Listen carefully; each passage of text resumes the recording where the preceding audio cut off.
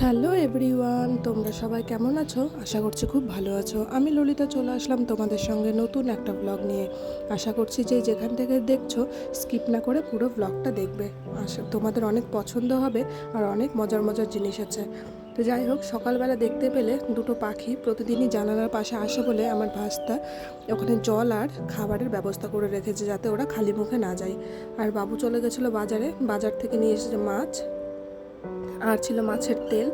আর এই যে দেখো কতগুলো লিচু নিয়ে এসছে। এখন তো লিচুর প্রচুর দাম, তবুও 1 কেজি পরিমাণ নিয়ে আসলো। আর এখন আমার ভাস্তা সবগুলো ছুটিয়ে ধুয়ে একবারে পরিষ্কার করে রাখলো যাতে খাওয়ার সময় আর কোনো ঝামেলা না হয়। আর বাজার থেকে এনেছে পাট শাক, কচুরমুখী, তারপর পটল, এদিকে ছিল আমের দিন আম তো আনবেই।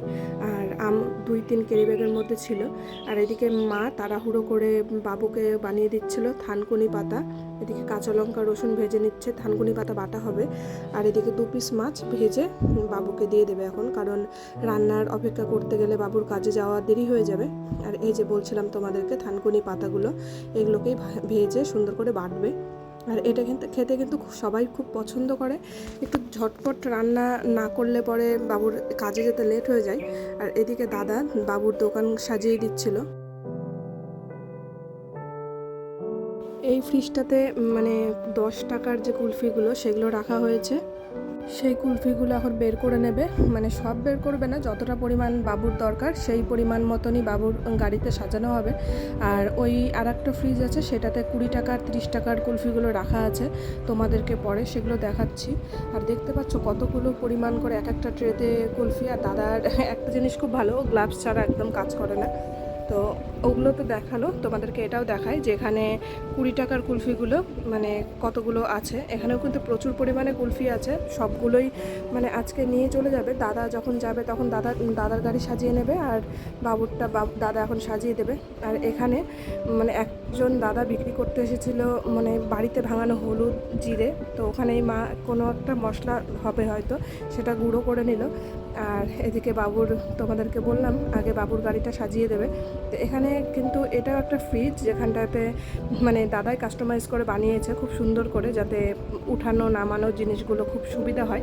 বেশিরভাগ দেখা যায় যে অন্যান্য ধরনের ফ্রিজ দাদা দোকানে গিয়ে ওর ইচ্ছে মতনই বানিয়েছে। আর এখানে মাকে বলছিল যে অনেক কুলফির দেখো কাঠিগুলো ভেঙে গেছে।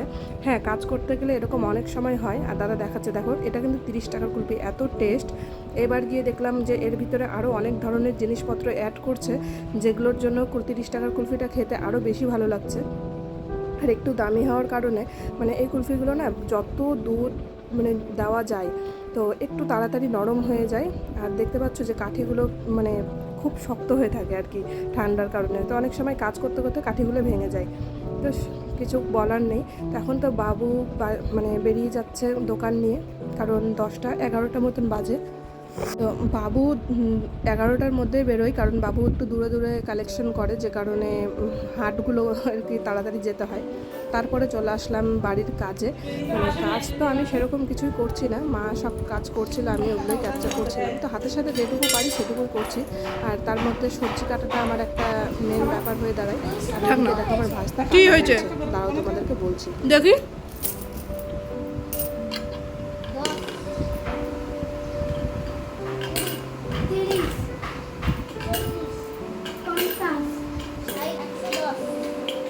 ও সাইকেল কিনবে বলে এই কৌটোর ভিতরে টাকা গোছাচ্ছে, যাতে ও দুর্গাপুজোর সময় সাইকেল কিনতে পারে। দেখি কতটা কি যায়। খুব বুদ্ধিমান হয়ে গেছে ওই, সবাইকে দেখে যখন ঘটে টাকা গোছানোর। ও কিন্তু ছোটোর থেকেই এরকম করে ঘটে টাকা গোছায়। আর বৌদির চলে আসলো একটা পার্সেল, এই বিস্কিটটা খেতে বলে বৌদির খুবই ভালো লাগে। তো এইটাই বারবার করে অর্ডার করে নিয়ে আসে, যাতে শেষ না হয়। আর আসার সঙ্গে সঙ্গে আমাকে খুলে কয়েকটা দিয়ে দিল, সত্যি খেতে বেশ ভালোই লাগলো। একটা খেয়ে তো কিছুই হয় না, 4-5টা একবারে খেতে হয়, বেশ ভালো লাগলো খেতে। জানি না, আমি আগে কখনো এই বিস্কিটটা খাইনি। বৌদিও বললো যে আমি যখন খুব ছোট ছিলাম তখন এই বিস্কিটটা খেয়েছিলাম, বেশ ভালোই খেতে। আমি আগে কখনো এই বিস্কিটটা খাইনি। তারপরে মা বসিয়ে দিল রান্না। আর আজকে ছিল কাতল মাছ না, সরি, রুই মাছ মনে হয়। তো আর এইদিকে ছিল সেই রুই মাছের তেলগুলো, এগুলো এক্সট্রা করে কিনতে পাওয়া যায়। আর এই 3 পিস মাছ আলাদা করে রাখলাম, এটা দই রুই বানাবো। তো বৌদি আমাকে বলেছিল, ললিতা তুমি একদিন দই রুইটা বানাও। আর এদিকে দেখো বেগুন, সেই যে মাছের তেলটা সেই তেল দিয়ে বেগুন দিয়ে একটু চচ্চড়ির মতন করবে, সত্যি খেতে খুবই ভালো হয়। তো মায়ের রান্না কমপ্লিট হয়ে যাওয়ার পরে আমি এদিকে নিয়ে মানে আমি যেহেতু এই রান্নাটা করব দই রুই, তার জন্য আমি এখানে কিছু মৌরি, কাজু বাদাম এগুলো ভিজিয়ে রেখেছি যাতে আমার বাটতে কষ্ট না হয়। আর এখানে যেহেতু অল্প অল্প মশলা, এই জন্য মিক্সিতে করাও খুব চাপ হয়ে যায়, এই জন্য একটু শিলেই বেটে নিচ্ছি। এখানে একটা পেঁয়াজ আর কিছু এই মশলাগুলো লাগবে, সেই মশলাগুলো আমি সুন্দর করে বেটে নিলাম, তারপরে বসিয়ে দিলাম রান্নাটা। এই রান্নাটা কিন্তু সাদা তেলে করলে বেশি ভালো হয়, কিন্তু আমি সর্ষের তেলেই করছি। তো প্রথমে এই মাছটাকে ভেজে নেব, আর এই মাছটা কড়াভাবেই ভাজতে হবে, না হলে মানে কেউ খাবে না আমাদের বাড়িতে। আমি একটু নরম ভাজা পছন্দ করি। আর আজকে রান্নাটা দেখো কতটা লোভনীয় লাগছে। এখানে মাছের ঝোল, আর আমাদের মাছে কিন্তু পেঁয়াজ দেয় না, আমি আগেই বলেছি। এখানে কচুরমুখী দিয়ে মাছের ঝোল করা হয়েছে, আর এখানে যে তেলের চচ্চড়িটা সেইটা, এটা দিয়েই সবার খাওয়া হয়ে যাবে। আর এইদিকে হলো এই পাট শাকের ঝোল। আর আমি যে বললাম রান্নাটা শুরু করেছিলাম সেটা প্রায় শেষ, দেখো তেল উঠে গেছে, মানে আমার রান্না প্রায় কমপ্লিট। এটা খেতে কিন্তু বেশ ভালো হয়। তো এই দই রুইটা বানানোর একটাই কারণ বৌদি আমাকে বারবার করে বলছিল, ললিতা তুমি আজকে এই রান্নাটা করো, তোমার হাতের এই রান্নাটা খুবই ভালো লাগে। তো বৌদির আবদার রাখতেই আমি এই রান্নাটা করে নিলাম। তোমরাও অবশ্যই কমেন্ট করে বলো দেখতে কেমন লাগছে, অবশ্যই ভালো লাগছে হয়তো তোমাদের। তারপরে রান্নাবান্না শেষে আর কোনো রকম ভিডিও করা হয়নি, সরাসরি স্নান করে বসে পড়েছিলাম খাওয়া দাওয়ার জন্য। আর খাওয়া দাওয়ার শেষে এখন তো কুলফি বানানোর সিজন, তোমরা দেখতেই পাচ্ছ হয়তো। তো এই কারণে আর কোনো রকম কোনো ভিডিও ক্লিপ নেওয়া হয়নি। এখন সরাসরি চলে যাচ্ছি কুলফি বানানোর দিকে। মায়ের সম্পূর্ণ কাজকর্ম শেষ, আর সারাটা দিন আমার মা বৌদি একটু বসার টাইম পায় না। এখন ওদের এই বিকাল থেকে শুরু করে না, দুপুর থেকে শুরু করে রাত 10টা-11টা বেজে যায় এগুলো করতে করতে।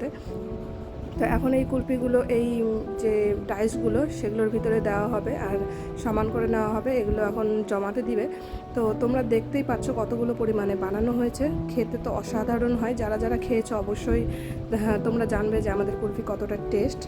আমি হয়তো দিনে যে কতগুলো করে খেয়েছি তার কোনো ধারণা নেই, কারণ শিলিগুড়িতে যখন আমরা শুরু করেছিলাম আমরা আর কন্টিনিউ করিনি জিনিসটা, কারণ ওখানে এতটাই বৃষ্টি হয়, তো বিক্রি করাটা একটু চাপ হয়ে যায়। তো আমাদের এখানে আবার গরমটাও বেশি, আর এটা যেহেতু আমাদের পুরনো ব্যবসা, এই জন্য আমাদের একটা অভ্যেসও হয়ে গেছে। তো তোমরা কমেন্ট করে জানিও যে তোমাদের এই কুলফিগুলো কেমন লাগে, আর অবশ্যই যারা খেয়েছো তারাও কিন্তু কমেন্ট করে বলো। তো এখন যখন জমা ভাব হয়ে যায় তখন কাঠিগুলো দিচ্ছে। তো এইভাবেই কুলপিগুলো বানাতে থাকতে হবে রাত 10টা-11টা পর্যন্ত। আর তার মাঝেই এখন মা বলছে যে খাওয়া দাওয়াও করতে হবে, সঙ্গে কাজও করতে হবে, সব কিছুই মিলিয়েই মানে বসে থাকতে হবে সবাই মিলে। মানে বসে থাকার তো সময় নেই, এদিকে কাঠিও বাছা হচ্ছে। তো বৌদি আবার সময় হয়ে যাওয়ার পরে এই কুলফিগুলো যখন জমে যায় সেগুলো উঠানোর দায়িত্ব বেশিরভাগটাই বৌদির থাকে। এখন বৌদি এক একে সবগুলো কুলফি উঠিয়ে ট্রেতে সাজিয়ে রেখে দেবে। তারপরে বাবু আমাদেরকে ফোন করে বলল যে তোরা কি খাবি বল, আমি তো আসছি বাড়িতে। তো বাচ্চারা বললো আমরা বিরিয়ানি খাবো, ওদের জন্য বিরিয়ানি, আর আমাদের জন্য মনে হয় নিয়ে আসলো রোল, আর এনেছিল তালের যে শ্বাস, এখন তো কাঁচা তালের সিজন, তালের শ্বাস আনা হয়েছিল। তো বাচ্চাদেরকে বেড়ে দেওয়া হচ্ছে বিরিয়ানি, ওরা এখন বসে বসে বিরিয়ানি খাক, আর আমরা নিয়ে চলে যাবো এই যে রোল। আর এই দোকানের রোলটা যে এত টেস্ট খেতে তোমাদেরকে কি বলবো, মানে একটা খেয়ে না মনই ভরবে না, এত ভালো খেতে। তো কোন দোকানের মানে রোলটা সেটা না হয় তোমাদেরকে অন্য একটা ব্লগে বলবো, কিংবা যখন যাবো তোমাদেরকে তখন দেখাবো।